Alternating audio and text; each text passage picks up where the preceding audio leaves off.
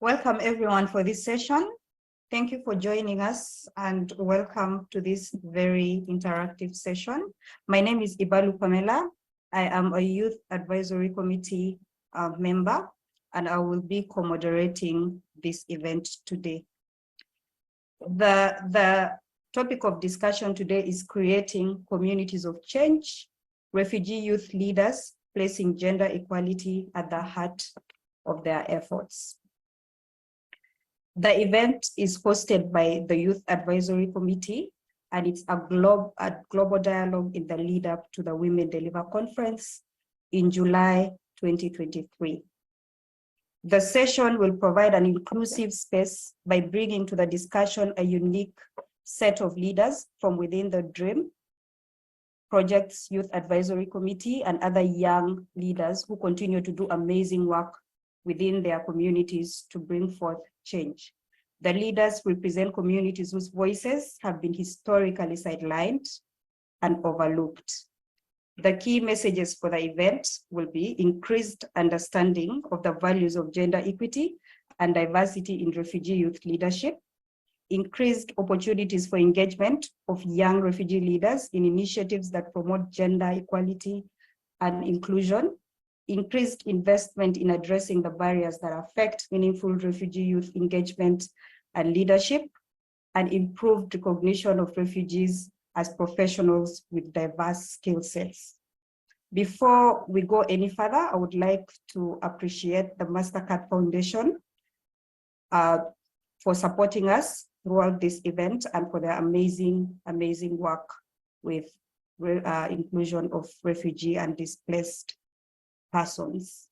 I would also like to introduce World University Service of Canada, WUSC, which is a leading Canadian nonprofit organization in international development that is committed to providing education, economic opportunities, and empowerment opportunities that improve the lives of millions of disadvantaged youth around the world.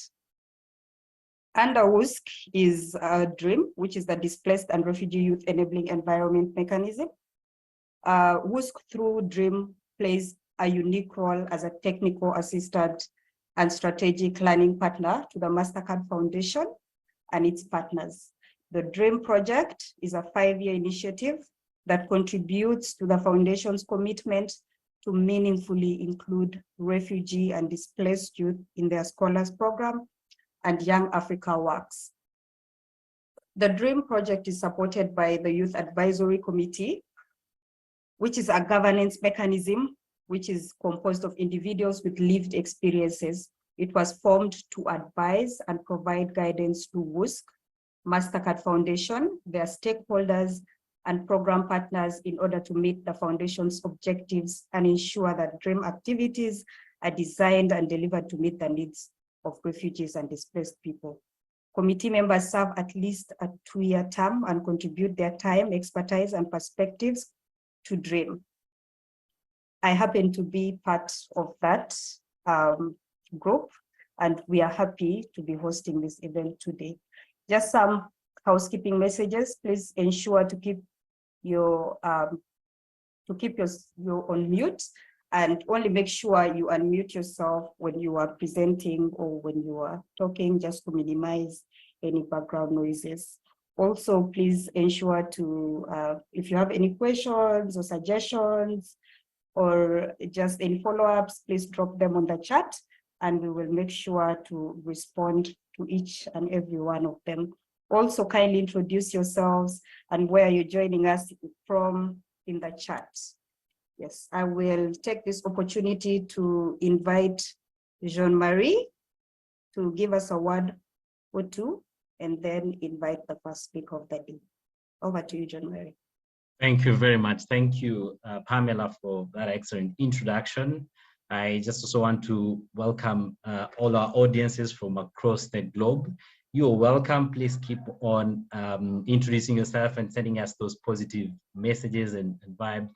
And we also want to insist that we want you to share with us, want you to connect with us.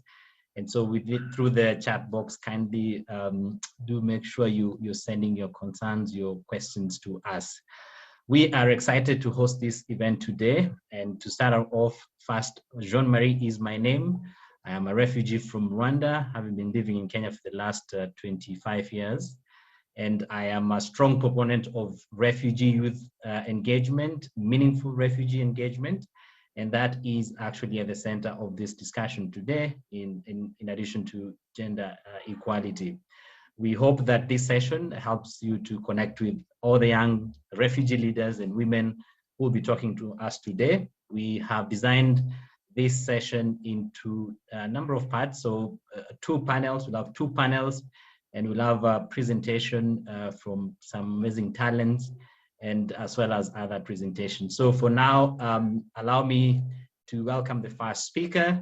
The first speaker is Christine Dior. Christine is a refugee from South Sudan. She has been given several awards by the UNDP on the role of women and development during emergency, sexual and gender-based violence, and disaster management. She also has received an award from the Tonj Community Association in Kenya for her leadership role as the chairperson of the association since 2012. Christine Dior is a member of the Youth Advisory Committee that Pamela just explained. And so at this time, I want to welcome her to talk to us in a few minutes about gender discrimination as a refugee girl in the camp, barriers and challenges in education for refugees and women, including forced marriage. So Christine Dior, if you can hear me, you are very much welcome.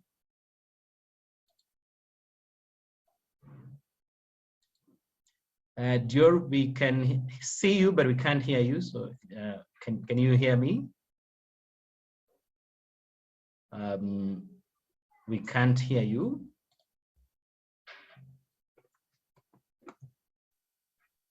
Can you hear me now? Loud and clear. That's perfect. Perfect. Hello, everyone. Good evening, good morning, good afternoon, wherever you are.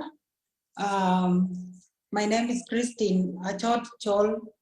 I'm South Sudanese by nationality, and I'm currently calling in from Nairobi, Kenya, where I have been for the last 21 years as a refugee.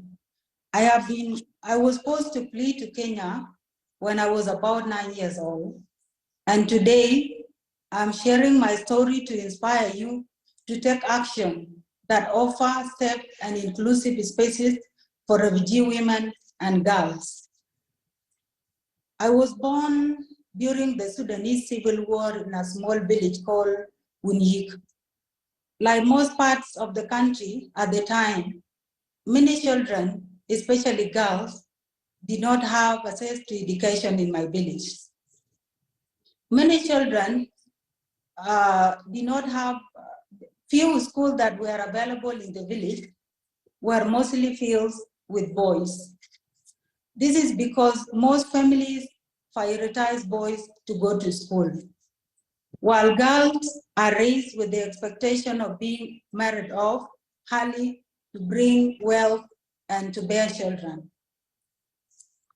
As a girl, we were forced by the society to learn hard skills that will enable you to become a submissive and a responsible wife to your future family.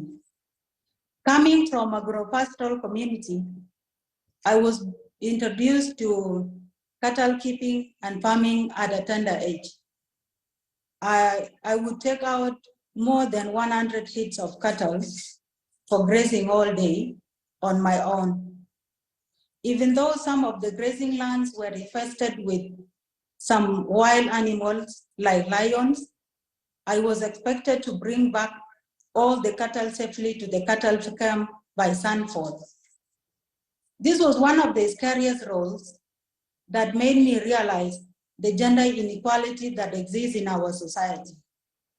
While out there looking at the cattle, not only do I have to fear lions or other wild animals, but as a girl, you are also at the risk of facing sexual assaults or even rape from boys and men. As As a girl in such setting, you are exposed to the brutal elements of nature, rain, wild animal, and refuse.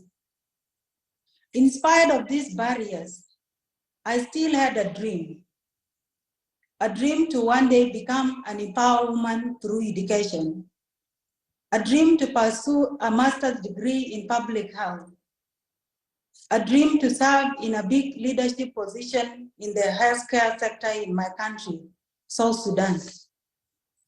And in 2002, the journey toward my dream began when my brother, who is one of the Sudanese lost boys, made my escape from war possible.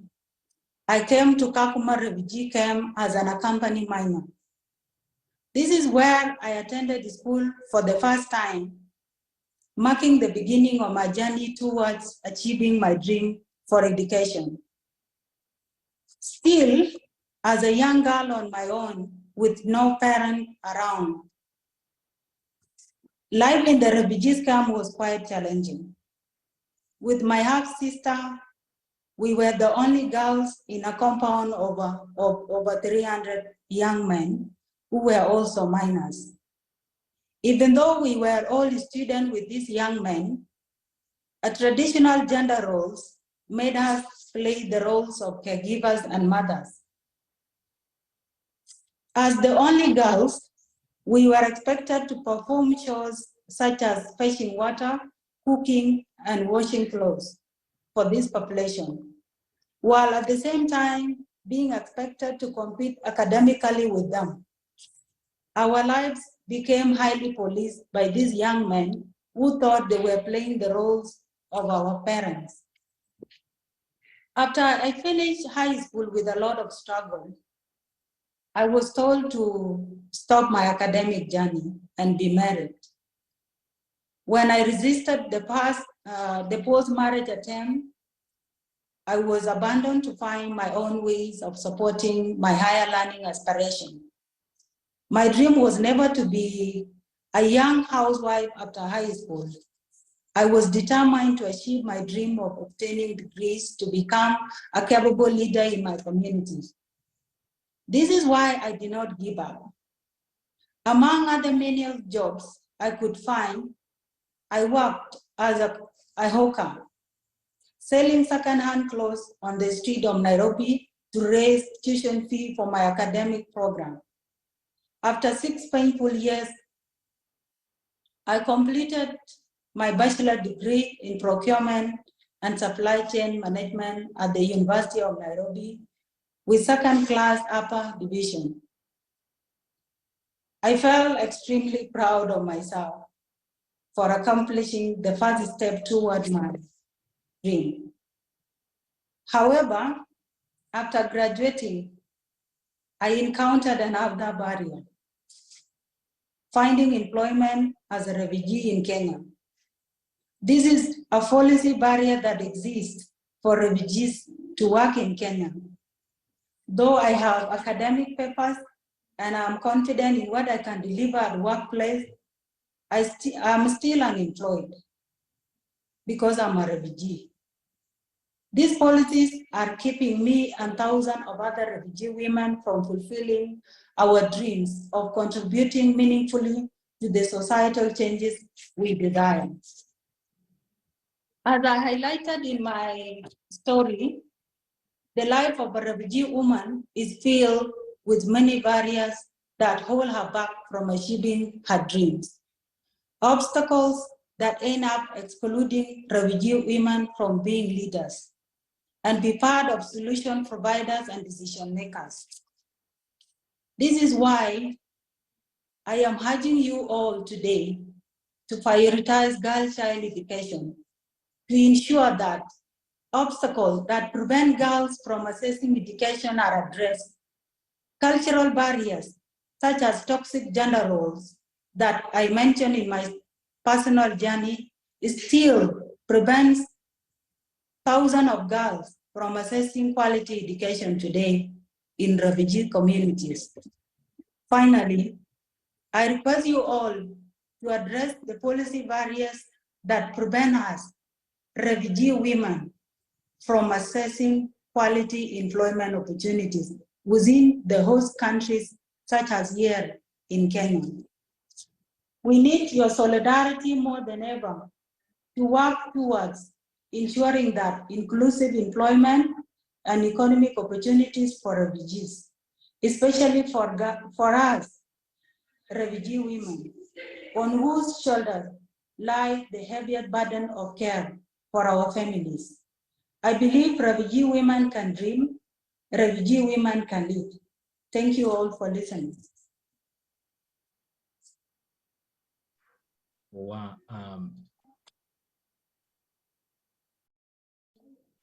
Thank you very much, Christine. Thank you for inspiring us with your story. Really, the challenges you faced in terms of, as a woman, as a refugee woman in the camp, but having been able to escape those barriers. Of course, the issue still remains, but your determination to be able to access education and now being part of the youth advisory committee and actually advocating for girl education, really, that's what meaningful engagement and bringing a society where women and girl education is prioritized is very essential. So thank you very much for the inspiring story, and I hope that the members and all the audiences here who are responsible within the education system are able to look at these issues and meaningfully see how we can change the situations of women refugees. So at this point, allow me to take you to the next step. The session, I hope you're already gaining momentum in the session. We hope that you will be able to gather very insightful feedback and discussions from this conversation so that we're able to promote a space and environment where refugees and women are inclusively engaged. Christine mentioned about her journey and how it's been difficult even after getting education. She's not able to access work. Refugees, just like Christine, want to be able to access work after education. They want to have a dream. They want to be able to see the dream becoming a reality.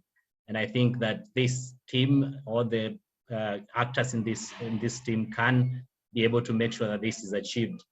At this point, I want to take you to the next session, which is the first panel discussion. And in this panel discussion, we have a very diverse group of refugee leaders who will speak to us about refugee engagement, refugee inclusion, and gender equality. The theme of this particular session is enhancing diversity and inclusion for refugees. And before I take you on to this, I just want to read to you a quote. And this quote is by the president of Inclusion International, called Diana Richel. And she says that inclusion is not a strategy to help people fit into systems and structures which exist in our society. It is about transforming those systems and structures to make it better for everyone. The underlining word there is transforming those systems and structures to make it better for everyone. Refugees, women refugees, young people want to be included. The discussion of inclusion has been happening within the refugee spaces. It's gaining momentum. The question at the moment is how meaningful that inclusion happens. And it's those questions that we have to answer. Within the Youth Advisory Committee, one of our members always reminds us that the fact that we're talking about inclusion means that there are bigger exclusion factors that we need to look at. And women, refugees, far more than anyone, face more discrimination. They face GBV, as Christine has mentioned, about forced marriages. Less women are in position of leadership. Most women are denied access to education through cultural biases and cultural constructs within the community, and many other complications. And we hope that this discussion then ignites a moment for us to see how we engage refugee women and young refugees who want to be included within this conversation. I also have to mention to us that in 2019, when we had the first Global Refugee Forum, the discussions of including refugees actually gained another next step. There was more discussion, and with the coming up with the Global Compact, those needful, and there's need to see how refugees, including women and persons with disability, are able to contribute to solutions within their system and their setups. We cannot discuss about issues of refugees, women, when they are not included into those conversations.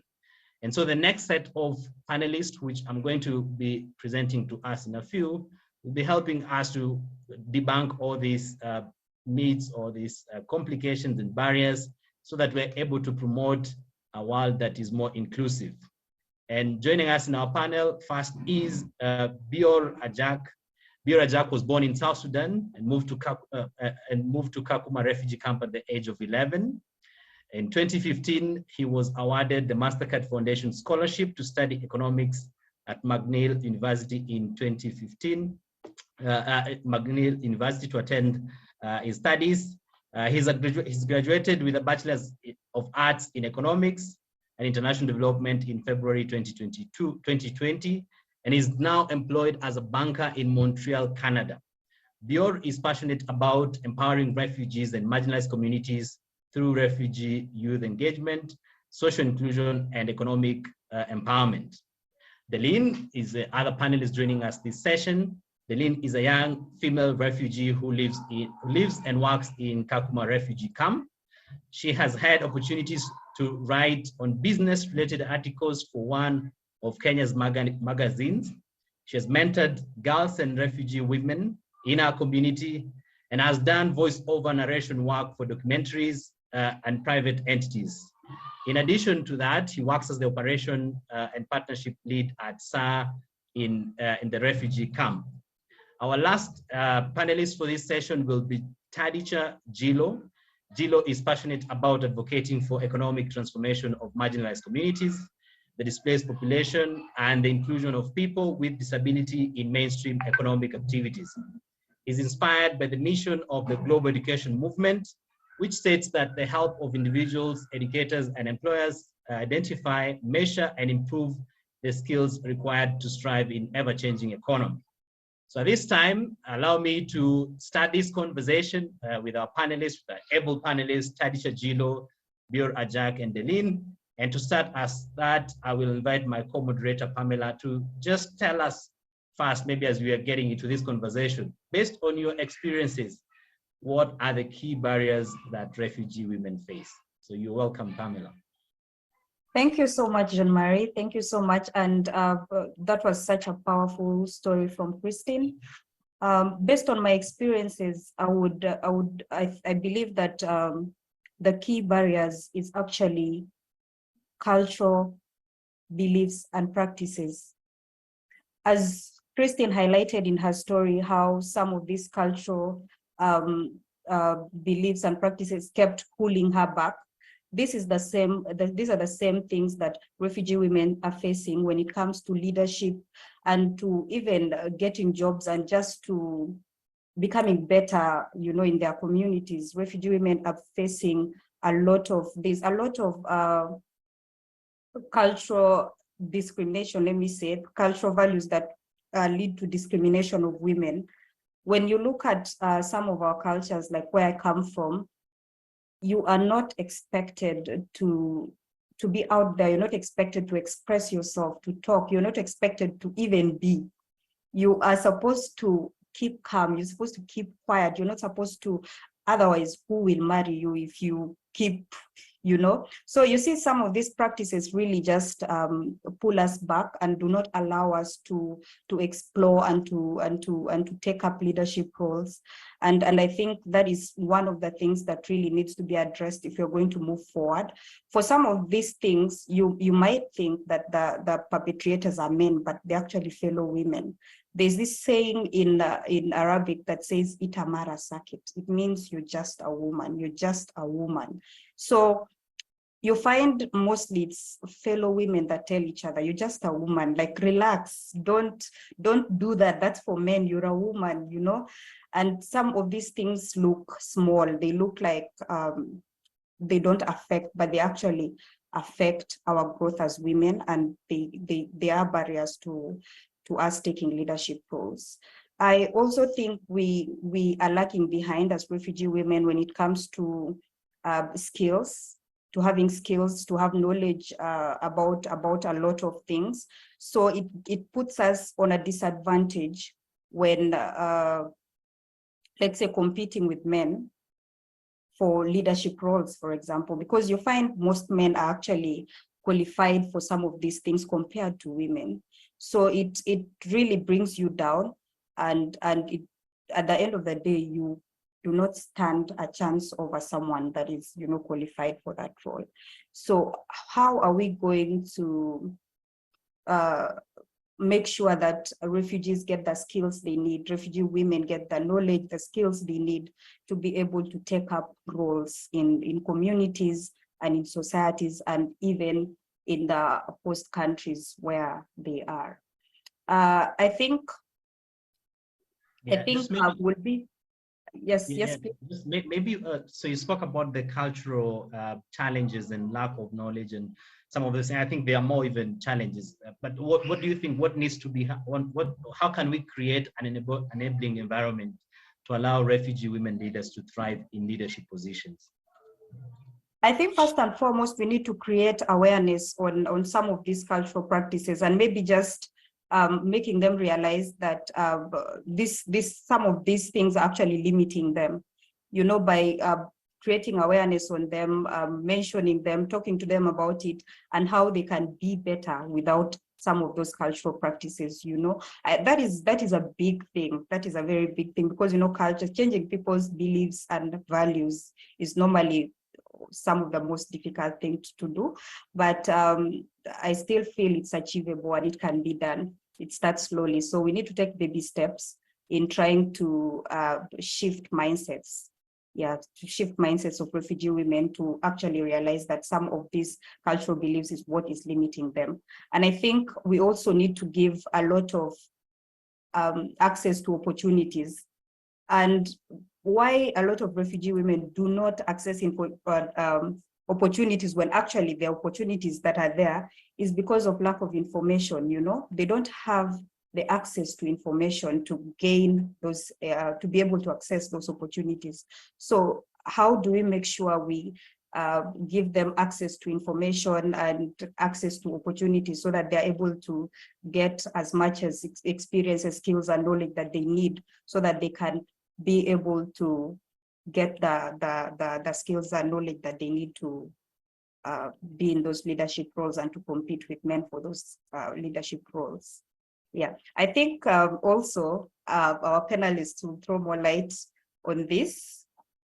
Yeah, and I would like at this point to invite Bior to tell us, maybe based on his experience, what barriers do refugee professionals face in the recognition of their skill sets? Thank you, Pamela, and thank you, everybody. My name is Bior. I'm calling in from Montreal this morning. Yes, thank you for the question, Pamela. From my experience and from what's going on right now with the people I'm engaged with, there are still some serious systemic barriers that refugee professionals have been facing and still face in accessing systems and being included in the economy of Kenya. Talking specifically about the refugees in Kenya, because that is my context. I address it from 2 points of view. There is educational inclusion, and there's also inclusion in the national economy. So there has been some progress, some legal progress that has been made to make sure that there is more inclusion of refugees in the economy and the educational system. But laws on paper are laws on paper, but when you see what is happening on the ground, it seems little has changed. If I can address it from the inclusion in the educational system, we have a systemic barrier to actually having refugees being meaningfully included in the national educational system. First of it is being, it's a physical exclusion. Refugees are designated to the most extreme areas as what they call the refugee camps, currently known as the refugee designated areas. These are like the most marginalized regions of the country that have very little infrastructure. And that translates to the quality of education. If you go to Kakuma refugee camp, you'll see that most of the teachers that are teaching students in those camps are high school graduates. And a few are actually qualified teachers from with the Kenya National Union of Teachers. What does that perpetuate? It perpetuates the quality of education that's coming, that refugees are getting from the basic level. It's not competitive enough to be able to give them access to tertiary education within the Kenyan tertiary education and application for universities abroad. The second barrier that they have in access to education is what I would call intellectual exclusion. Because of the distance and the infrastructure, you find that access to information is really, really limited. So even if there are opportunities for refugees, you'll find that it will take a lot of time and it never reaches the people that we are intended to reach them. So that is from the educational level, some of the exclusions that refugees are facing currently. And do we have laws that should make sure that refugees are included in those systems? Yes, the Refugee Act of 2021 have some provisions and guidelines for that. But then my question to the stakeholders in the call today would be, what measures do we have in place to make sure that actually the law is clear and then the provisions are in practice, and actually the refugees in those designated areas are benefiting from these provisions of the law? This takes me to my second point, the exclusion in the national economy. Though the law is clear that refugees at minimum should have the basic qualifications of any foreign national in the country by having the national alien card, there are real systemic problems to that, because the law is very vague around what special provisions should we have for refugees in Kenya. One of them being, okay, while refugees can in theory apply for work permits and be allowed to work, the requirements for a refugee to be able to be given that work permit is really hindering, and it's an actually real barrier for refugees that it does not work in practice. One of them being the requirements for documentation that you need to provide as a refugee to be given that piece of paper allowing you to work. There's a real barrier to that. Some of the identification documents that refugees apply for, it takes years to get them. I know a few people that apply for convention travel document or refugee identification cards. They receive them when they are expiring. So your identification card has been produced, but it takes 3 years for you to receive it. So it comes 3 years past. That's another issue. Second issue is the cost, the systemic cost of the paperwork. So let's say I know of young refugees that finished their university education, as you heard from Christine's story. After she struggled to get her degree, she faced the real problem now. How can I make this degree useful for me? Because there was no work opportunities. And that is happening right now in Kenya. The refugees are saying that the systems, the administrators, to issue them work permits, you're being asked to provide 50,000 shillings. A refugee that has struggled hawking for clothes to fend for her education, graduates, and then they're being asked to provide 50,000 shillings to get a work permit. And there's no systemic clarity on how that process works. And it's not even guaranteed that they're going to have it at the end of the day. So that's a real hindrance. So it comes that most refugee graduates default to going back to the camps, because living in the city, in the urban centers, becomes really unbearable. And then we have the UN policy in place that says refugees cannot be compensated for more than $100 for their employment. And employers in the camp are using this to not compensate refugees fairly for their work. And you will find examples of refugees that have completed training and they have registered with the Kenya National Union of Teachers. They work together with Kenyan teachers, but the compensation is not the same because of this policy in place. So my second question to the stakeholders and relevant bodies in the call today is to look into this policy and to really make it clear to the refugees, why is there such a policy in place that restricts how much you can be compensated for equal work to your fellow Kenyan counterparts, given that if you can't get a work permit, you can't work in the city, circumstances force you to come back to the camp. You have a degree, but you cannot make more than a high school graduate. So of what value is it really struggling for 6 years to get your degree at a university? So to summarize this all, I ask the questions. As we strive for getting more refugees have higher education and getting more skills, I think the lower hanging fruit is that let's ask ourselves, what is the quality of life for the refugees that have had access to this tertiary education, the refugees that have had these skills? Are our refugees with the skills having gainful employment, and do they have access to the resources, and are they meaningfully being included into the Kenyan national economy with minimal barriers? Thank you. Thank you so much, Bior. Thank you so much for your inputs. And those are some key questions that you have highlighted. I really hope that the stakeholders here are taking notes of some of your questions. But just quickly, maybe you can tell us what you think can be done to ensure inclusion of refugees within the workplace. Just very quickly, maybe you can tell us that. Thank you. Thank you, Pamela. So one of the things is creating some transparency in the systems. So, so who can the refugees rely on? What is the body that refugees can rely on to ensure that they are not being abused in the system? For example, asking a refugee $50,000 to get a work permit for an outcome that is not guaranteed, it does not seem fair. Second of all, the requirements for the refugee to actually get work from the employer. There are restrictions in place that force the employer to prove that the job cannot be given to a Kenyan so that they can go to the refugees. So what exemptions are in place? So my proposal is to be able to look into the existing law and find ways to make exceptions and exemptions for refugees within the process to facilitate faster processing on paperwork and to facilitate exceptional conditions for refugees in accessing this work documentation. And also what I had forgotten to mention earlier is the restrictions on mobility.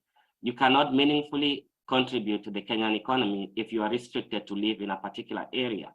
So this has created systemic abuse in the law enforcement because when you travel to a city, Nairobi, from Kakuma to Nairobi, and your documentations, your authorization to travel expires for 2 days because of what you had to do was not done in process, and your process coming back to the camp with an expired permit, the officers would detain you and extort you for money in order to let you go back to the camp. So that is a system that the law enforcement officers along the roads are really using to exploit refugees out of the little money that they have.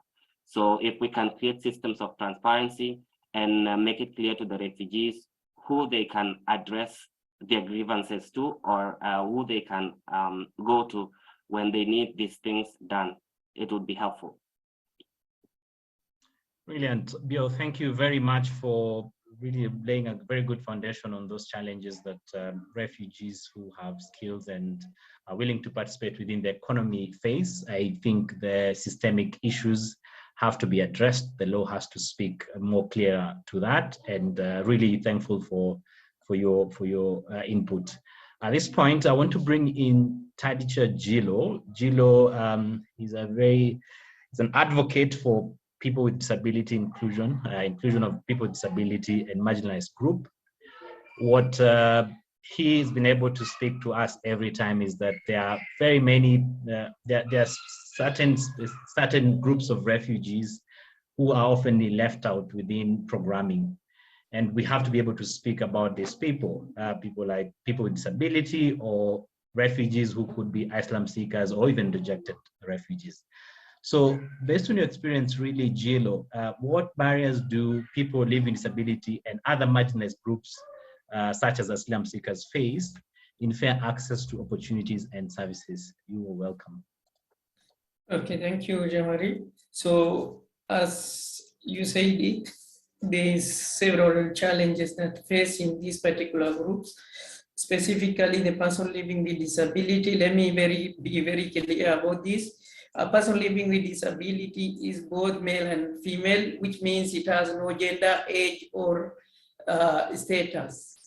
You can be able-bodied today, tomorrow you can be a disabled person. If we can't deal with this at this particular moment, it may affect even those who are able-bodied today. So this is what I wanted to pass across to everyone.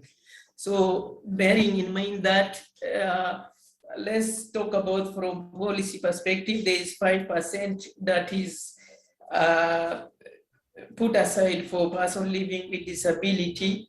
How many people are really putting this in action and following every policy to implement these particular things? I don't think it is many if they were there, although I don't have any statistics stood out. It is very clear from where I am and the experience I have with where the world that I'm living is very clear to me. They were not meeting that criteria.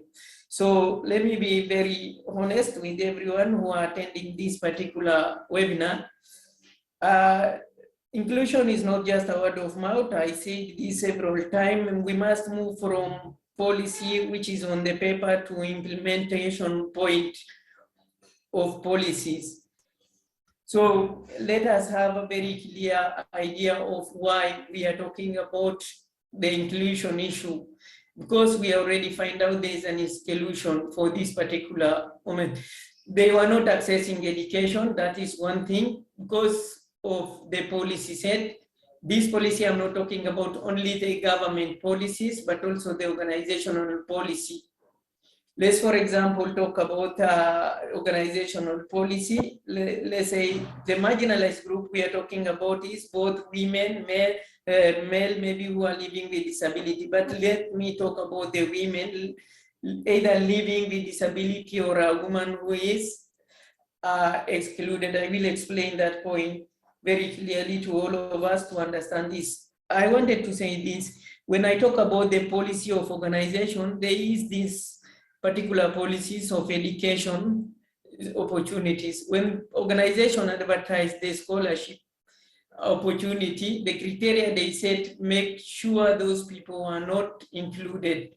For example, a woman who has a child, whether it is 17 or 18, they were not considered because the criteria set out is you must be a single. Any person who are given birth cannot be a single. So this is where we are coming from. So this person is an 18 years old, maybe she is qualified, despite all the challenges they are facing at the school, they maybe got a grade and they can be able to admit it to university, but because they give birth, the natural process now become another barrier. So this is why we are talking about the inclusion, the exclusion from policy perspective, specifically the organization that is sponsoring. This is what we are talking about. Then the person living with disability, are they even there? This is the question. Are they in school? If they are in school, do they have the capacity to pass, to go through everything to acquire this grade which is required? They don't, because the distance is a factor. The society perception is a factor. I live the same experience going through a school in the society whereby people consider you as someone who can't be able to do anything. I was called out by the community when I wasn't in a school. From Kakumawan to Sabik, where I am currently, when I go to school, they will tell me, why are you walking in this very hot sun? Even walk, sit at home. This is the mentality people go through. So these people need a specific agenda for them to be set included in the society. Let the people know that these people need life like any other person. They are disabled, but they need, like any other person, comfortable life to live, take care of their children, having families, and live beyond being disabled person. This is what we are talking about. Then when we come to another policy, I think I am straight going to the policy that affects asylum seekers. Let's talk about these things. The elephant in the room, can we address it? for one person to be recognized as a refugee in Kenya today, it can take 10 years. When you apply for any scholarship, even the business fund, at a certain point require you to be mandated as a refugee. So this person is in 10 years in the camp. He doesn't have this particular document. Whenever he applies for something, they were looking at his status, not what he needs or the capacity he or she has. So this is affecting the people. And I am looking at these things. It is 10 years, not 3 months, not 10 months. 10 years, someone is like, it is almost a decade. How can you be excluded because of a certain document which you don't have power to acquire? It is not in a market, you can't buy it. Who is supposed to give this document? What is the role of refugees to get this document? This is my question to my audience, and especially those who are concerned with the policy from government perspective. Yes, thank you, Gillo, for pointing out those exclusion, I think, aspects within the space. And you've clearly said most of them. I mean, if you look at the systemic ones, where someone like an asylum seeker stays for 10 years without a document, really, it's not something about, it's not a story. These are things that, this is a situation that someone actually is in and is not able to access, whether it's scholarship or anything. We know that in Kenya, the ID is very important for you to be able to access the work permit, be able to move. Everything requires the ID. So you can imagine what that poses. Similarly to the question of people with disability, I mean, being excluded, I think you talked about your own experiences where you are told you need to go home, you need to, I mean, some of these kind of perception and ways of seeing people is not the right way. I'm just wondering, very good questions you brought out to the rest of us here about what needs to happen. You need to be more flexible. I think you talked about even women who get, who maybe have kids at 18 and they're not considered within certain scholarships. You working in the community and being part of the refugee space and working with refugee-led organization, what do you think is the, how do you think the refugee-led organization can promote or support the inclusion of these marginalized groups? Okay, thank you again. Let me start with the person living with disability issue. These people need to be, let's say we apply the business perspective of life, like for example, identifying them as your client at the foundation level, primary and secondary, then help them working with the refugee-led organization. But the problem with refugee-led organization, they do not have a capacity, not because they don't have a knowledge or any skills, but because of the resources. So what we can do is working with the refugee-led organization, maybe we can find this student with living with disability at the primary level, at the secondary level, to build and mentor these people so that they can take these opportunities. Do they even know this space were existing for them? We can't expect people to be in universities when they were not in secondary. We can't expect them in secondary when they were not in primary. So this is why we are saying, let us work at the grassroots level, at a foundation level, whereby people can be mentored, awareness is created, the community are aware of the importance of these people to go to school to accomplish and achieve something like any other person who are living this in this world. So this is what we are thinking and what we are trying to do. In terms of girls, we are looking at several things. These girls who are maybe given birth and they do not have maybe a grade to be in universities, but they need any skills to survive. They can be recruited into ICT centers to be trained on skills that can be used in life. They can apply for it for jobs, but who are they going to turn to? The very good people to do these things are a loss, but do they have the capacity in terms of resources, gadget, power, internet? Do they have a person who can train these people? Because you can't have any skills when you do not have resources to provide or to compensate people who are serving you. This is what we are addressing. at our level. Let's, for example, I'm wondering when people talk about these are girls in schools. They were there. I have 4 classes in 4 schools. Kakuma Secondary Schools, Vision, Greenlight, Somali Bantu. I have only 4 who are in schools today, 354 who are in English class, which we are working with. But where these girls disappeared after they educate Form 4? This is the question we are addressing. This is not just a number. People who we are living with. Every day we are going to this class to train them in English so that they can perform. But after this, you hear people saying, oh, the girls were not in, the girls were there. What we need is now the action point, the action plan. How can we put these girls? If 4 schools produce 354 girls in Form 4, and not all of them were registered for that class, then how many girls in the rest of 7 schools in the camp? This is the question. Where are they going after this school? So let us address at foundational level. Let us look for resources. Let us see the second ladder of education, scholarship, like maybe create another fund. Rather, if we are not against merit, those who are passed the exam, let them get the excellence grade and get the merit scholarship. Then let these girls also get the scholarship of colleges, diploma, certificate levels, or even create and support those who are offering these opportunities at the local level in the camp. Then empower these girls to go to this school. Some of them were facing challenges from distance, accessing gadgets. This organization doesn't have it. Some of them were sharing one computer for 2 to 3 people. Imagine one person coming to the class and waiting for someone to use the computer until this person leaves, and we are here. I have over 300 students in this center using 200 laptops. This is what we are addressing.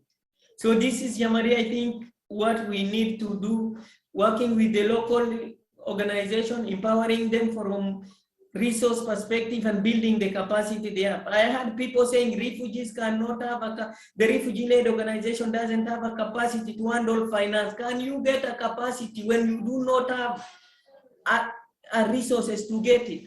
Do I, even if I am a refugee who are qualified with accountancy skills, I can't work for this organization because they can't compensate me. This is the real issue we need to address for us to directly work with the organization, which is localized and they know each and every community needs. Thank you.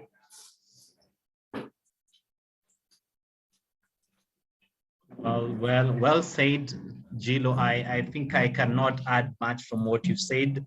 I hope that the stakeholders involved are able to pick up some of those very insightful way forward. And especially, I think, I just wanted to add on the issue of looking at this huge number of refugees who end up finishing high school, and then they're not able to access scholarship because scholarships is based on merit. But what are we talking about those refugees who might not have a chance to access scholarship, the normal traditional scholarship? Can we have another way of having other pathways and other scholarships for the same? Anyway, so thank you very much, Gilo. I think you really hit them as they are. So thank you very much. I'll take it back to Pamela for the next panelist. Thank you very much, Gilo.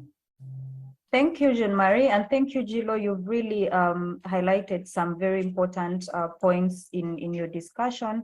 And I agree with you that a lot still needs to be done in terms of inclusion of marginalized groups. Our next panelist is Delene. Delene is a part of the Youth Advisory Committee.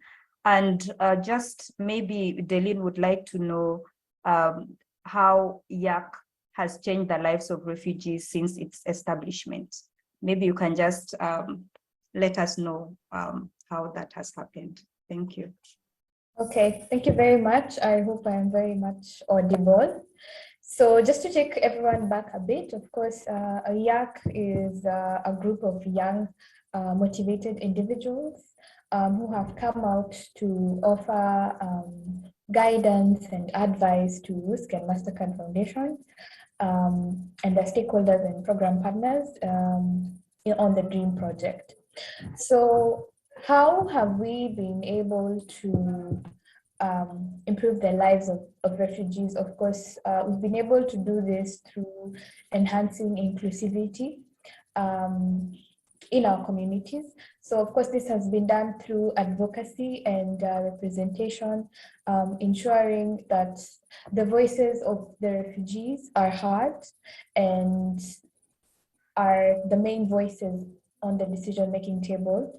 At the same time, of course, we've engaged with WUSC and Mastercard to create inclusive policies and programs that address the current needs and challenges of refugees. Particularly now that we're talking about inclusivity, we've assisted, of course, women, men, persons living with disabilities, and young mothers. And of course, YAC as a whole is made of those inclusive people that make up the amazing group.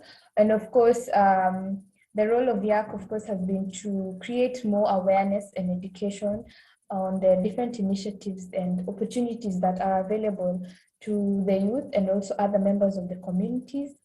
And this has been done through different initiatives, like recently the team traveled to Rwanda, and of course there have been information sharing sessions in Kakuma. Yeah, so yes, that's it, Pamela. Thank you. Thank you, Delene. Thank you so much. Maybe just to also a follow-up question, maybe what is the importance of having the Youth Advisory Board to the implementing agencies? What do you think the implementing agencies are really benefiting from having the Youth Advisory Board? Okay. My first point would be, of course, agencies that would have Youth Advisory Board committees would be enhancing their relevance and effectiveness of their work, because you cannot have programs or initiatives for the youth and you don't have them there in the center. This would help the organization better understand and respond to the evolving needs and challenges faced by the refugees in general. And of course, another importance of having youth advisory groups is, of course, the different organizations would be able to empower and add more capacity to these different individuals. And this, of course, would enhance their leadership skills. For example, right now, as YAC, we are going through different leadership building training. And by the time we come out of YAC, we're going to be different individuals and become better agents of change. So if you're doing good work for the community, why don't you just directly impact that one person who could be able to make a very big difference? And of course, my last point is that having a youth advisory committee would be ensuring that the organization builds reduces the gap between the organization and the youth in the community. This, of course, would come in to ensure that the strategies and the interventions are aligned with the actual needs and priorities of the refugees. So that are just my key highlights on why it is important to have youth advisory groups in any organization. Thank you. Thank you so much, Delene. Those were really important things you said. And from what you've said, I can see how impactful the Youth Advisory Committee has been to both the Mastercard Foundation and to WUSC and the DREAM project. Jean-Marie? Yes, thanks. I think that's great. Very good discussions happening already. And I can see on the chat as well, very great comments and concerns. I think, so Chair, as I mentioned, that you can share your questions. If you have any question to our panelists or speakers, feel free to populate on the Q&A channel. We are going to a very interesting session now before we go to the next panel, and that is to have what I can say a creative or entertainment perspective to this conversation today. And to do that, we have K2. K2 is a refugee poet, a spoken word artist, and he normally, let me just say this as he always likes to say, he says that he's the only brown South Sudanese in Kenya so far.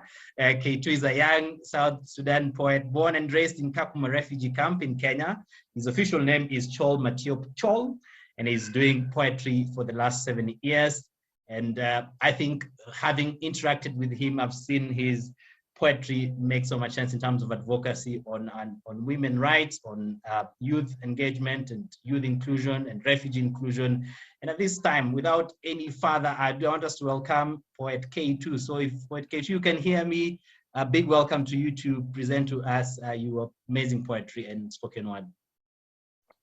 Thank you so much, my brother John, for inviting me to this space. You've really talked a bit about me, yeah. So as you can see, I'm the only brown South Sudanese in Kenya so far. It's up to you guys to complete that. So my name is Poet K2. I'm a South Sudanese refugee based in Kakuma.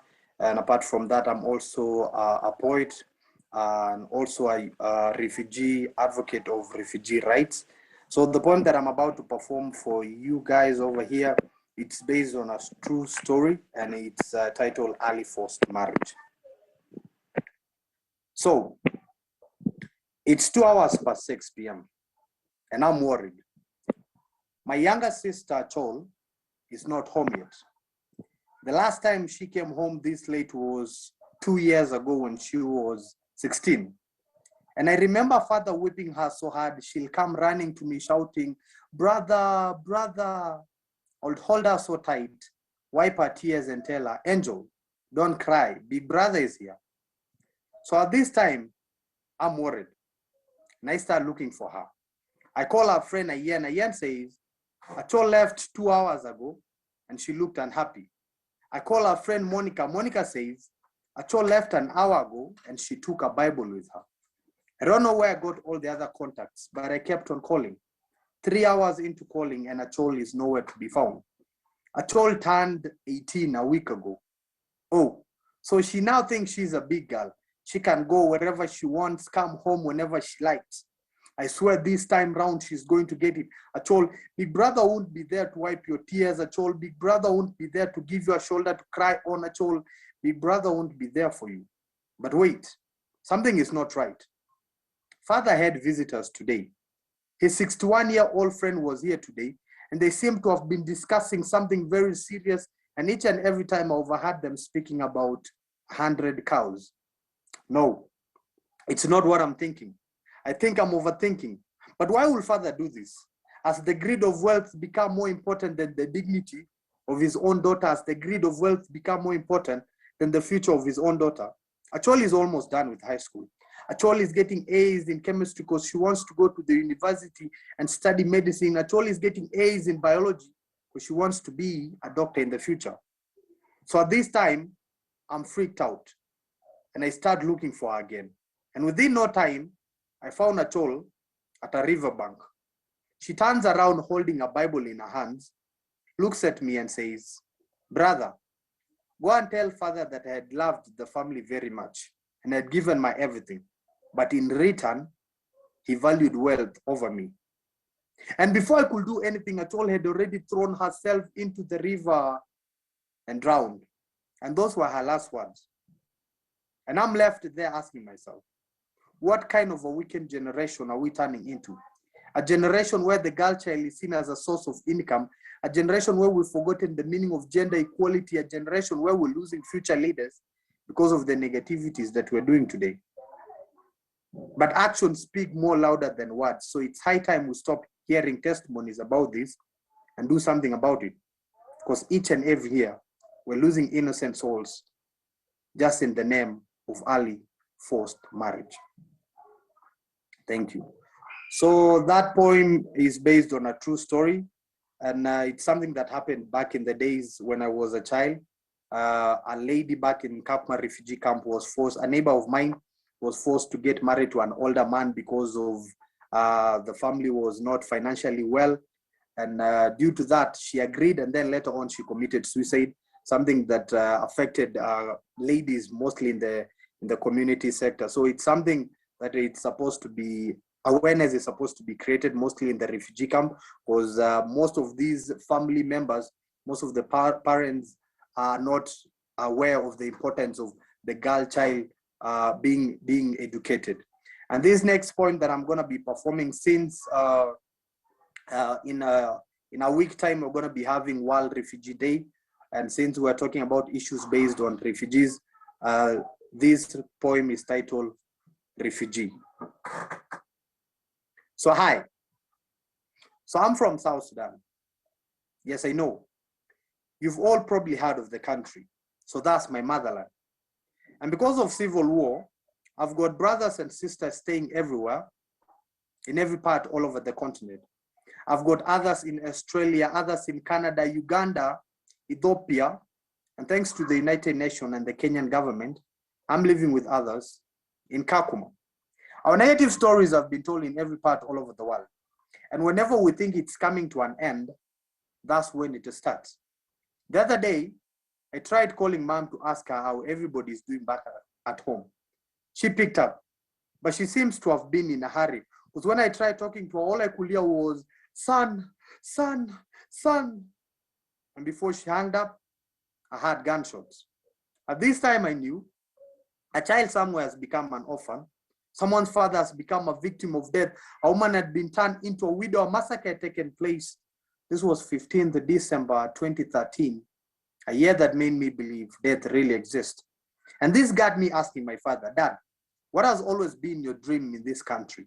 He took me by the hands, looks into my eyes and started shedding tears and says, son, I've never had a dream because I've never slept. How do you expect me to sleep when all I've been doing is running in the bushes, protecting you guys from flying bullets? How do you expect me to sleep? And whenever I close my eyes, I'm being woken up by sounds of innocent women, children, men crying for their lives. How do you expect me to sleep when the floor I'm supposed to sleep on is full of blood? And that's why nowadays I'm not known by my name. I'm known as a refugee. I've always wanted to be a journalist, but wait. How do I report death of my people each and every time? My sister wanted to be a doctor, but she can't bear having bloods of innocent lives in her hands every day. My younger brother wanted to be a professional footballer, but his legs were taken away from him. I don't know why all this is happening, but tribe is nothing but a name we've only been given to divide us. So instead of spreading war, why don't we spread peace? Instead of spreading hate, why don't we spread love? Instead of dividing ourselves, why don't we unite together as one?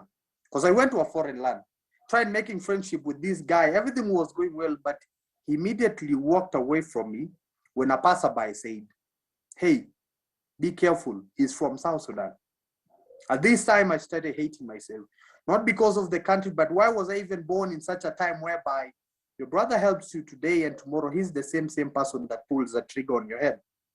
And that's why nowadays, I'm not known by my name. I'm known as a refugee. My flag has 6 colors. Black, a color that represents the black melanin skin that my people have. A skin, no matter the scars on it, it will still look beautiful. A skin, no matter the tears that are fallen on it, it's still gonna shine with it. Red, a moment of silence. The blood that our forefathers shed when struggling for freedom. White, the peace that we've been longing for decades after decades. Green, the natural wealth that my country has that is not seen because of war. Blue, a color that takes me back to the good old days when we used to laugh as we fish on that river Nile. Yellow, a color that gives me hope and determination that no matter the darkest days that my country and my people are going through, one day, one time, there'll be a light at the end of the tunnel. Because I want to be known by my name, not as a refugee. Thank you so much. Wow, amazing, amazing. Poet K2, every time I hear you, I hear myself, I hear my story. And as you can see from the chat, so many people are connecting to your story, essentially, because these are the things that refugees face. I mean, it's not something that's about stories. Refugees don't, the story about refugees, you never are told to, now this is the time for you to flee. War erupts and everyone is forced out. It's never a choice. And those challenges that we face makes us be in this situation of being refugees. But what you have been advocating, that you want to be known not as a refugee but your name, I think is what needs to happen. In these spaces, we are calling for more appreciation of our talents, of our creativeness, our skills, our resilience. And having a World Refugee Day coming up the next week, I think it's a call to us to see, to have a world that is inclusive. And when we're talking about inclusion, it's not an us versus them. It's about everyone. How do we bring everyone? Understanding the issues that refugees face. We talked about forced marriages, which led to that lady commit suicide. Christine spoke similarly on the same, that she underwent this experience, and it's never something that you want anyone to face. So we have to come out more strongly. We have to see that we provide spaces where refugees are able to feel welcome, to feel included, and be able to contribute in a way that's meaningful. So thank you very much, K2, and keep on using your voice and creativity to advocate for refugee rights. So at this point, we move forward. We have the next panel, which is going to be around 30 minutes to discuss what's the next step in this discussion of moving forward with refugee youth leadership and women in inclusion or gender equality. So allow me to welcome the next set of panelists, amazing refugee leaders that I want to present to you. So one, we have Solange Ingabire. So Solange is a Congolese refugee who grew up in Rwanda's Kiziba refugee camp. She's currently a student at Ave University in Costa Rica, where she's majoring in agricultural engineering. Solange has always thought beyond her limitations, despite the challenges and numerous barriers that come with growing up in the refugee camp. She's the founder of Kiziba Camp Changemakers, a program that aims to close the skill gap that exists among Rwanda's young refugees by providing them with a real-world experience and exposing them to new opportunities. Sud Mohammed, Sud Omar Noor, a Somali by nationality, living in Kakuma refugee camp for the past 16 years. An advocate for peace, young girls in sports, sexual reproductive health education, menstrual hygiene and management, and girl education in general.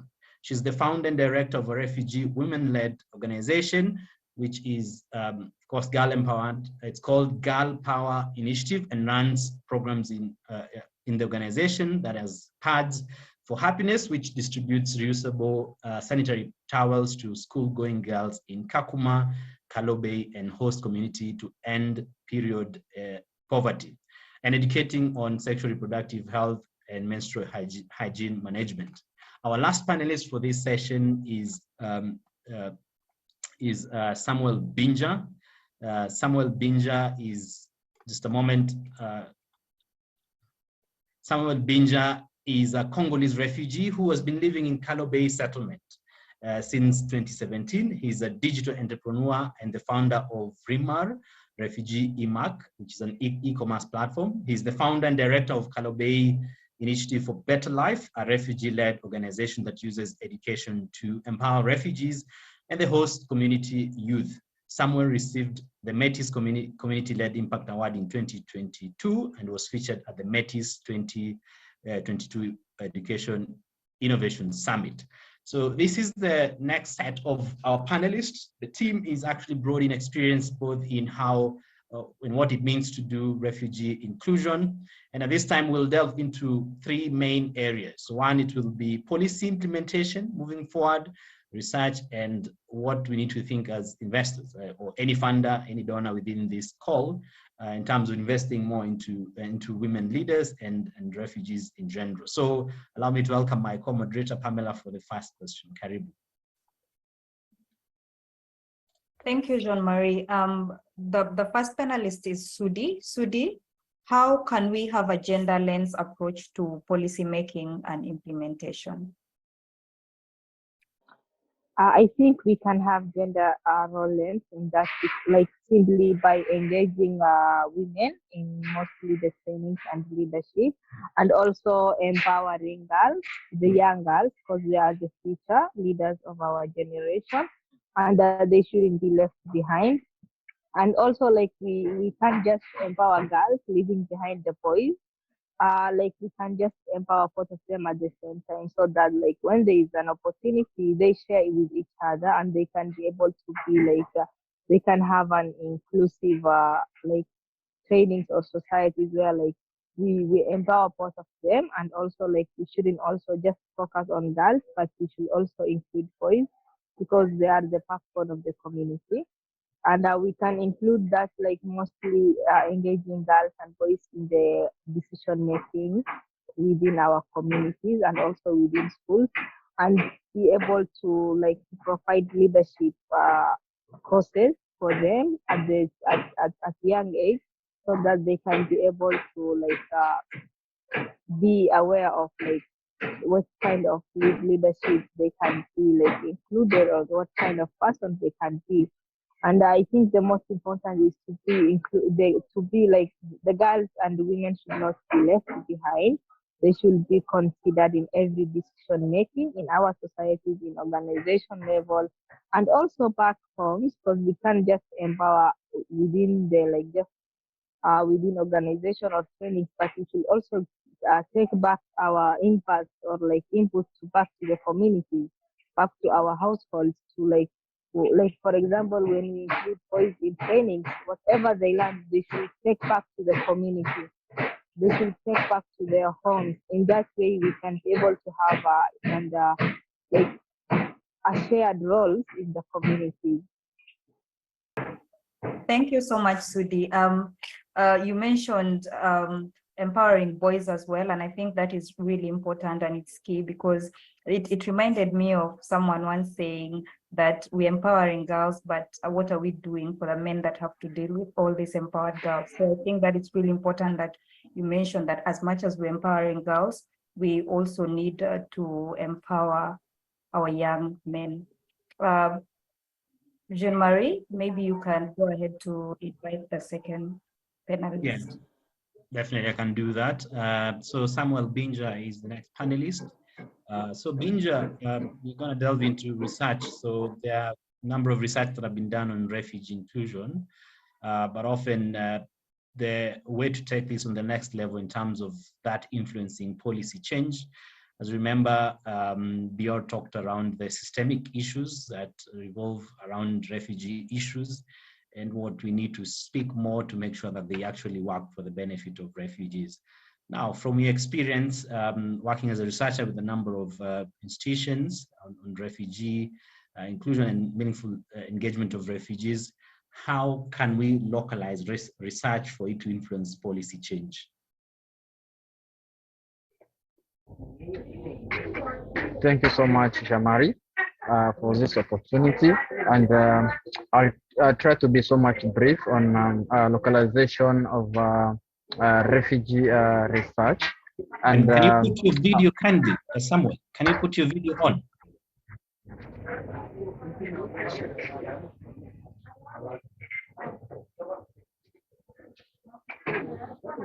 Oh, good.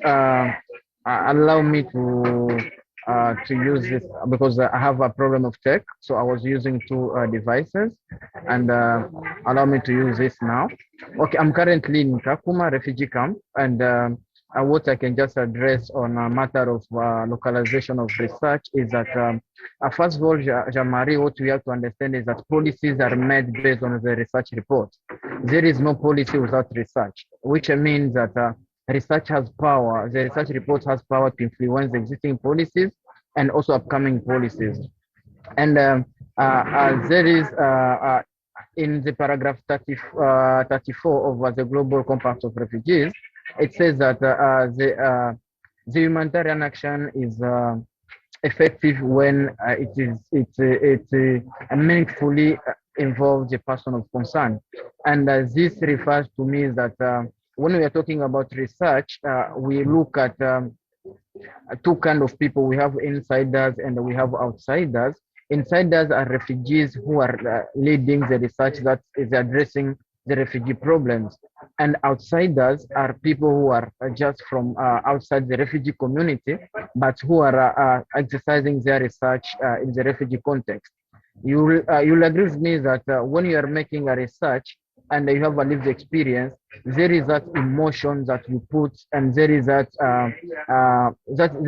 emotion, lived experience that you put in that report, and that will enable not only government to change their policies, but also other organizations working with refugees.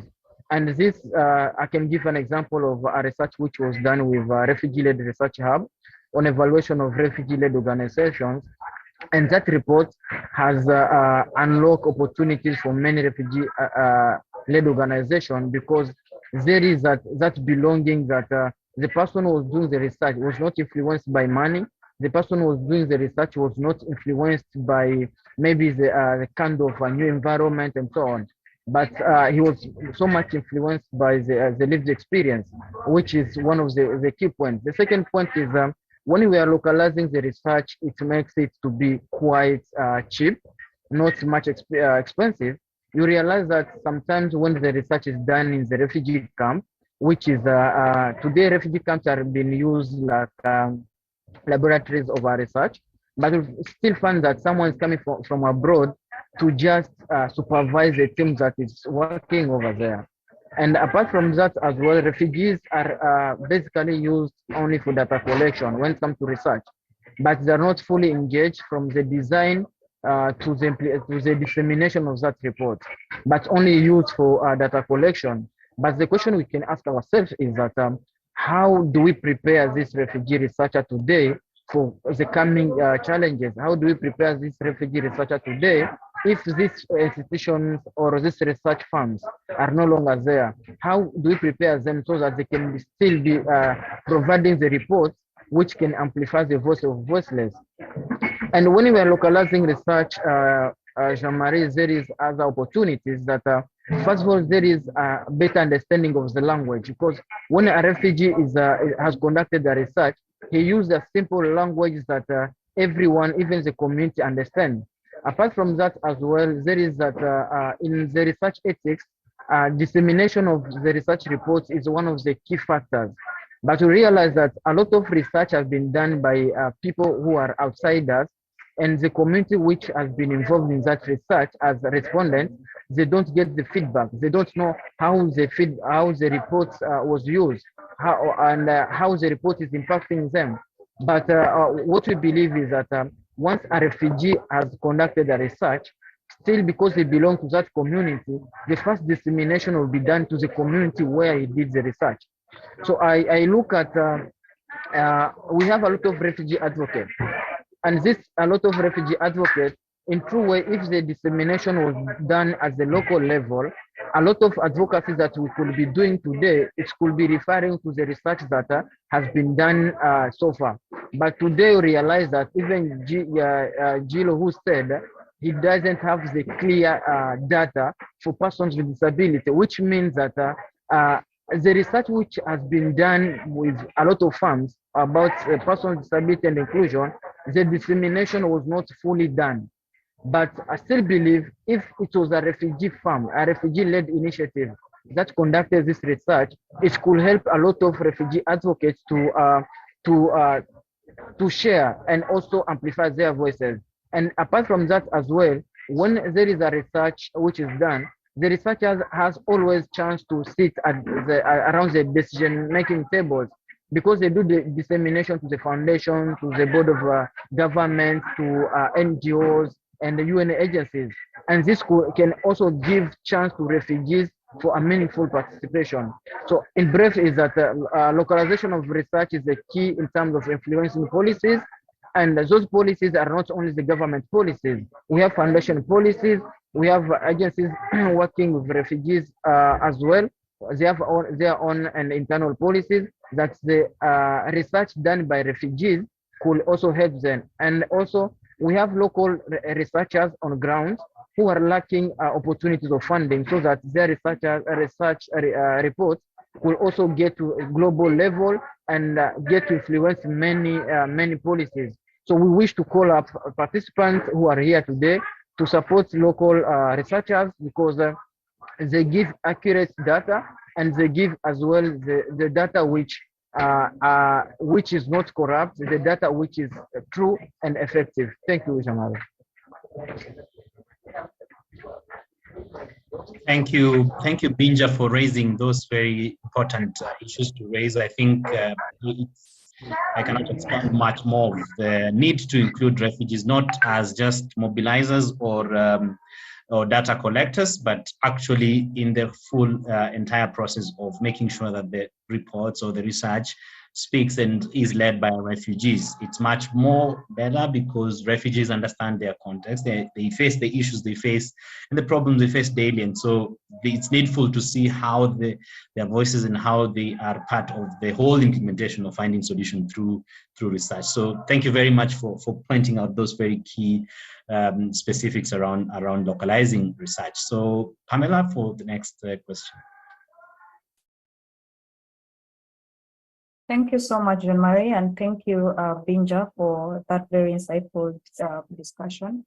Our next panelist is Solange, and the question we have for Solange is, what investment opportunities are there for women leaders and women empowerment, and where might be the gaps? Where would you want to see more investment opportunities? Over to you, Solange. Thank you so much, Pamela, for giving me the floor. I hope you can hear me. Yeah, so starting from the question that you've asked, it's true that there are some organizations that really recognize the importance of investing in education specifically for girls, where in some cases, being a girl gives you a plus of you to be qualified for a certain opportunity.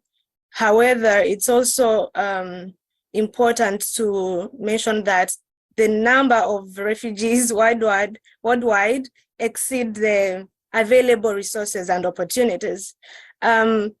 Speaking on education, according to the report of UNHCR last year, the number of refugees who joined high school was 38%, compared to 6% of refugees who were able to pursue higher education.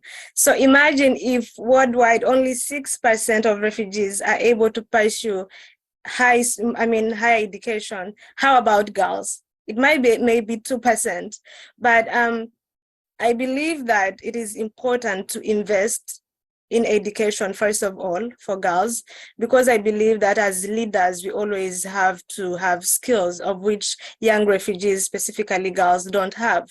For instance, I'll give an example in a refugee camp where I was born, in Chiziba refugee camp. English as an official or as an international language is still a barrier to many young refugees.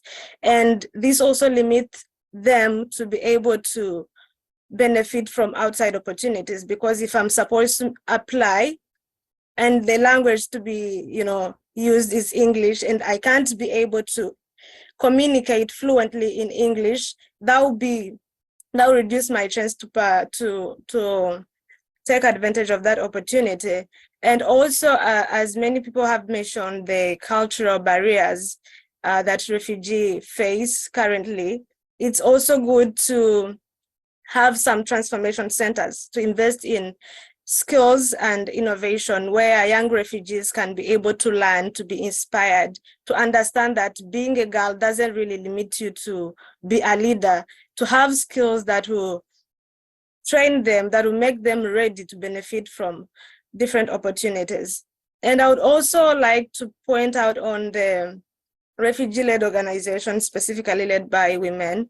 It's nowadays really complicated for young refugees to have their organization registered.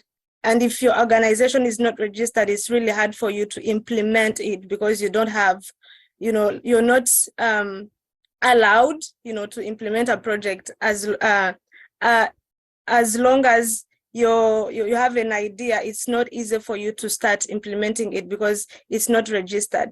So if stakeholders can invest in refugee-led organization, invest in business organization that will support refugees to be able to sustain themselves, because many refugees depend on donors, they depend on charity organization, they depend on UNHCR. But how about helping them or teaching them to be able to work on themselves? Because they have ability. They have ability, but what they lack is really motivation. What they lack is skills. What they lack is financial support.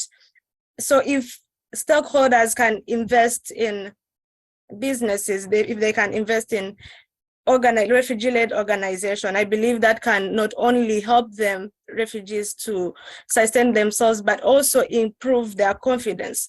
Because like we've had this wrong thought that, we are refugees, we don't deserve better life, we don't deserve to be recognized, we don't deserve to be entrepreneurs, we don't deserve to be leaders because we are refugees, which is really a wrong thought. So it's really necessary for organization, global collaboration is needed here to help young refugees, especially girls, to be proud of themselves, to believe that they can do it.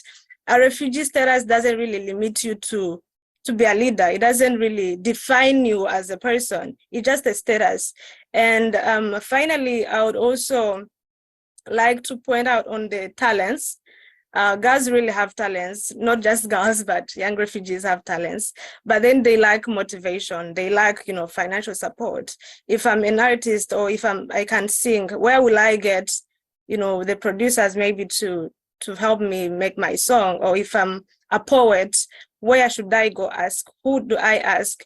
So if they can be helped to raise and to showcase their talents, that will not only benefit them as individuals, but also, motivates other young refugees around the world to be able to showcase their talent, to be able to, to also help other young refugees believe that they can do it. Thank you so much. Thank you so much, Solange. Thank you so much. Those were very key points that you highlighted in your discussion, and we appreciate your input for that question. This has brought us to the end of our second discussion, and to thank you, panelists, for your participation in the second discussion. Also, just a note that I would like to put out there, Christine and another young female refugee. Christine is the YAC member that shared her story earlier on before the first panel discussion. She will be attending the Women Deliver conference together with another young refugee leader in Rwanda in July to share more on the plight of refugee young women.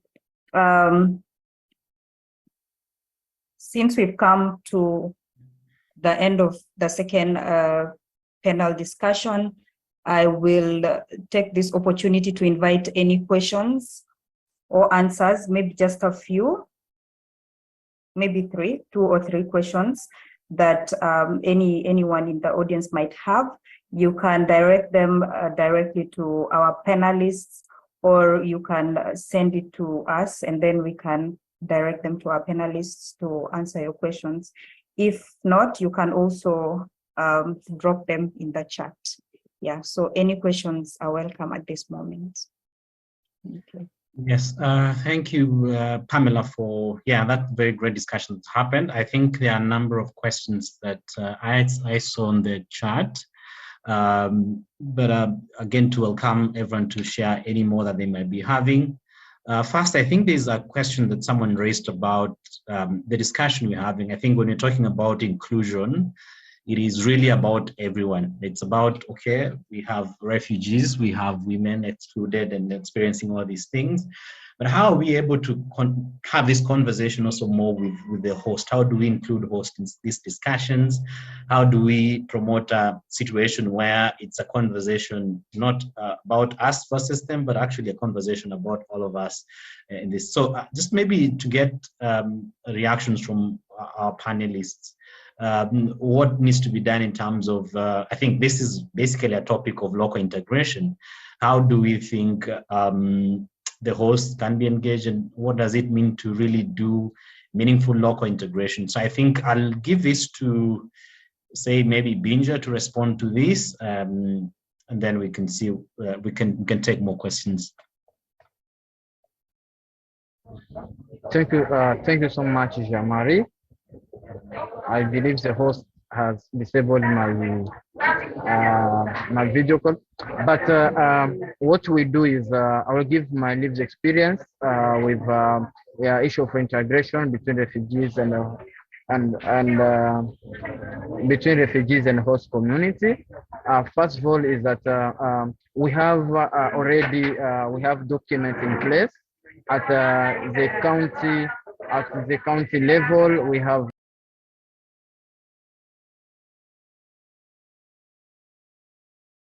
national level. We have the Marshall Plan, and as well as at the just local level, we have the accéder plan, and all of those plans are to integrate both refugees and host community.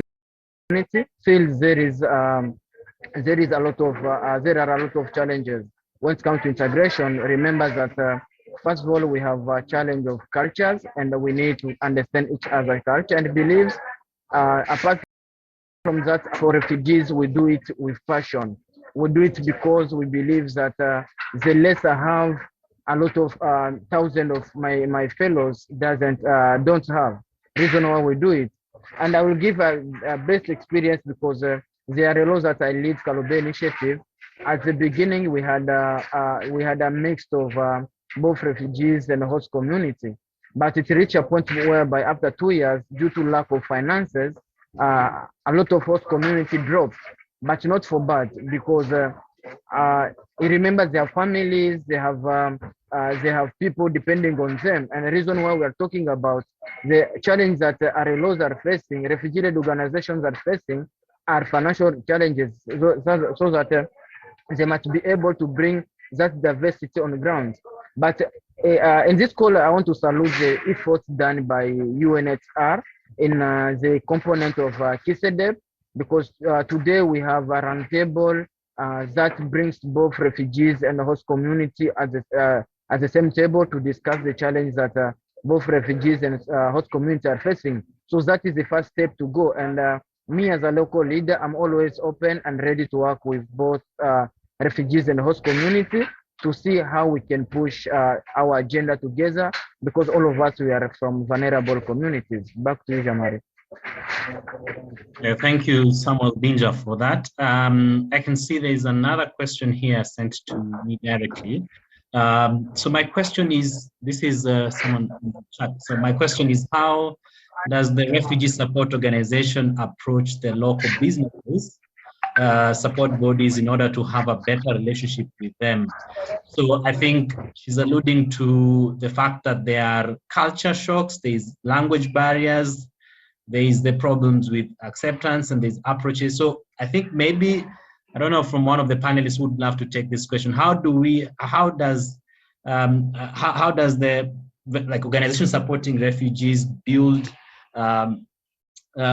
relationships with local businesses, with the hosts, to be able to have refugee integrated within the economic inclusion? So maybe anyone can take that question.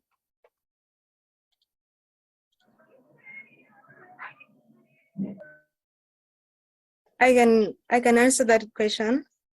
Sure. Yeah, so as I said, there are organizations that really recognized the abilities and capacity of refugees when it comes to, business implementation. But currently, as I said, the number of refugees exceed the available opportunities. So for instance, if I'm a refugee and I want to start my business, of course, I would need, fundings, I would need financial support. So if I get support, my business can benefit not only refugees, but also the host communities. For instance, where I come from, actually, from the refugee camp to the market in the city, it's like 1 hour by car. like, yeah, almost 1 hour. So like the host communities around us, actually the integration is very high because it's just us and the host community. So if I have a business, that means like that business will benefit refugees and also benefit the host communities. And the problem is maybe the competition is high, and the problem is most refugees are not skilled. I might have an idea, a business idea, a brilliant idea, but I don't know how do I do it? How do I implement this idea? What do I do? How do I make budgets? You know, like, so there's still skills gap that really needs to be addressed in terms of skills building and then project implementation. So if that can be done and refugees can be able to get financial support, I believe that can strengthen actually the relationship between the refugees and the host communities. Thank you. Powerful, Solange, for that. I think the undernoting there that if refugee businesses are supported, it will not only benefit refugees, but also the local host. Pamela, do you have a question you want to raise? Okay, maybe perhaps I can ask. So I've seen there's like 2 more questions that we can still take.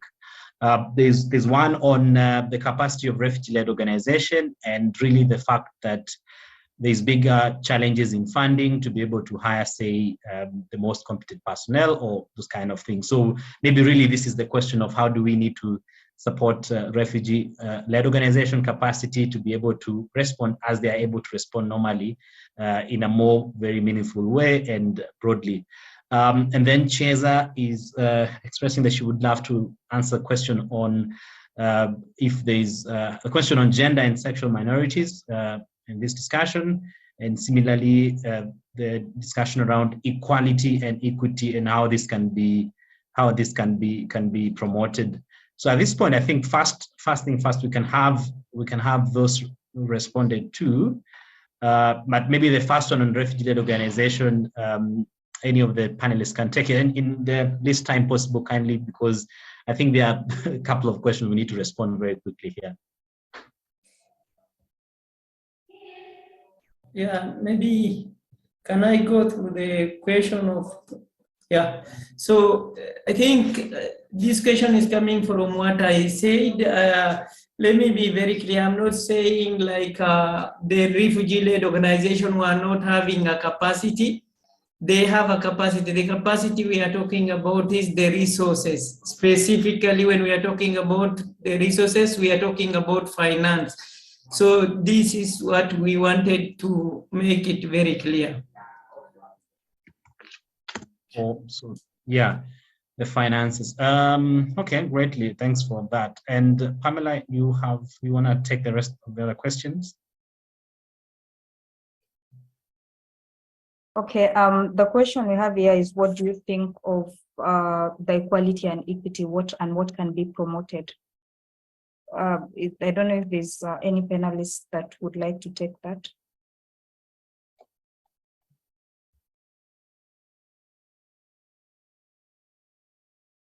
Yes, Binja.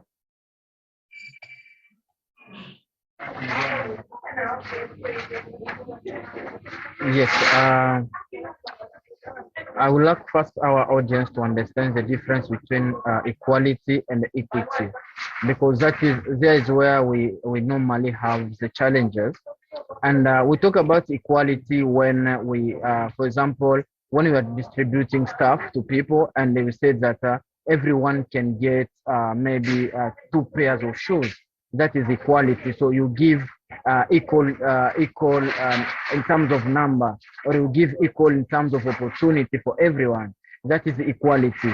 But when it comes to equity, we look at now what are the barriers that the person A is facing to access what the person B is facing, is enjoying.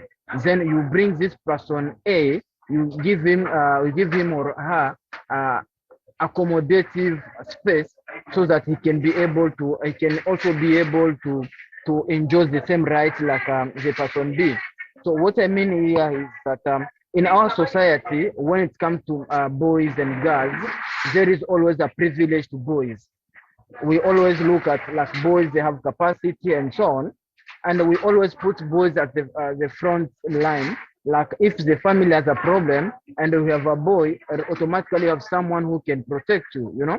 Then we talk about equity now. When we look at the same family, they understand that even this girl can do this, but what is this girl is lacking is maybe education. They take this girl to school. This girl is lacking job opportunities. They advocate for policies to be inclusive, and many other challenges that made and barriers that made this girl to not perform the same task as this boy. And what we do as young members, as young advisory committee members, what we normally do is that in all our delegation, in all our representation, we always ensure that we have the both representation of gender in equitable manner. And apart from that as well, wherever we go, we always ensure we champion the gender equity narrative and not only the gender equality. Thank you, Pamela. Thank you, Binja. We have another question here. Solange said that only 6% of refugees globally get the opportunities to join higher education. What is our plan as refugees to make sure we focus on the 94% of the refugees to access higher education, or to provide them with skills that will enable self-sustainability? So this person is asking, this is from the chat. This person is asking what we as refugees who are doing or want to do to support the other 94% that may not get the opportunity to join higher education. Yes, Solange. Oh, thank you so much. I think Jamari introduced me before the panel discussion started. I'm a founder of the Chiziba Camp Makers. It's a project that normally focuses on the skills gap that currently exists among young refugees. So what we normally do is providing the soft skills, for instance, essay writing, how can I, like answer interview questions, like all those skills that are required for a young person to, to take advantage of available opportunities. As I said, I'm a student here in Costa Rica, and I really didn't come because I'm a refugee. I just applied as a Rwandese, as a normal Rwandese, with a refugee status, of course. But then only few refugees are aware that, there are available opportunities apart from those opportunities which are specifically for refugees. So we just help them to be aware, like we just help them with awareness that there are opportunities around which are not specifically need you to be a refugee. You can apply and try different opportunities, but first of all, skills are required. You can't just apply because the competition is too high. So if you're not qualified, that means if you're a refugee and you're competing with people who are not refugees, there is a high chance that you won't get that opportunity. But then if you persist and you have skills that are required for you to be able to take that opportunity, you can be admitted. You can study abroad. You can study even, in any country that you want to study. But then first of all, we want to to provide soft skills to young refugees, to let them know that you can apply to different scholarship opportunities despite, your refugee status. Of course, they are limited, but they are there. So what we are doing is creating awareness and providing soft skills to young refugees and let them know that there are various opportunities around, and also advocate for them, because I believe all of us are here, especially young members, we advocate for refugees, not just for education, but for other opportunities around.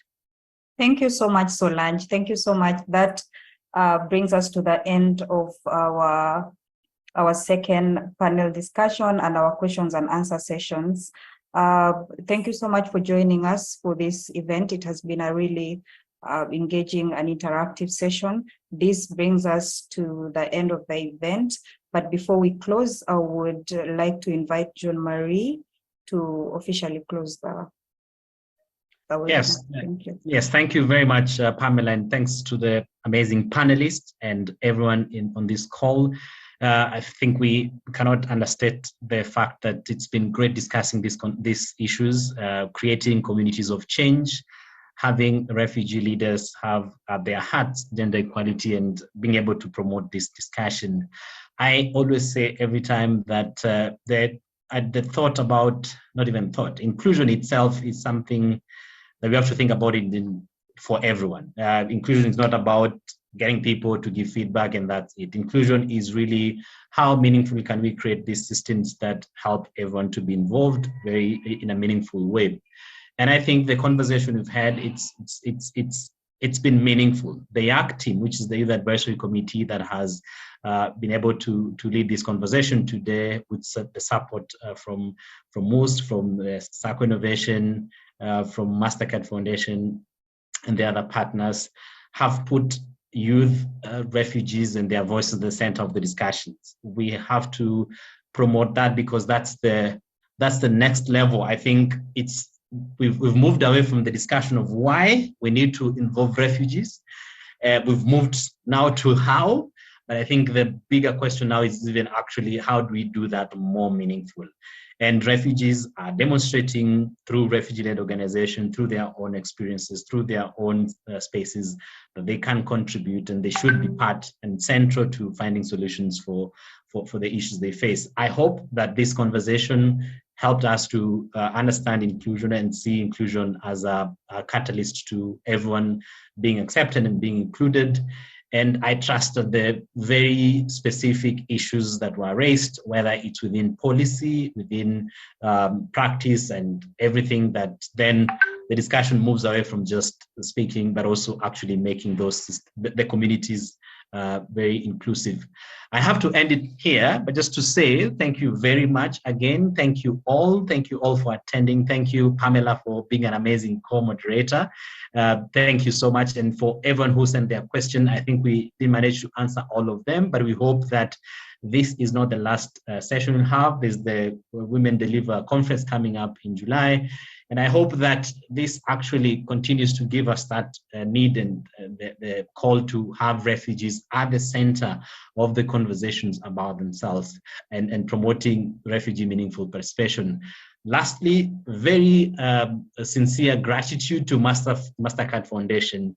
And they've been, I think, with our experience within YAC, have seen how deliberate and conscious the foundation is about refugee inclusion, supporting refugee engagement, supporting refugee education. And I think we have to upload that, but we have to also influence the rest of other organizations to be allies to refugee issues and refugee leaders and young people in leadership. So I will end it there. I don't want to speak so much other than that, but just to say a very big thank you to all of you, and we hope to connect again and again. Asante ni Asana from everywhere. I've been John Marie Ishimwe, your moderator, and with Pamela, and here in Kenya. For the rest of all of us anywhere in this world, we want to thank you again. Asanteni and bye.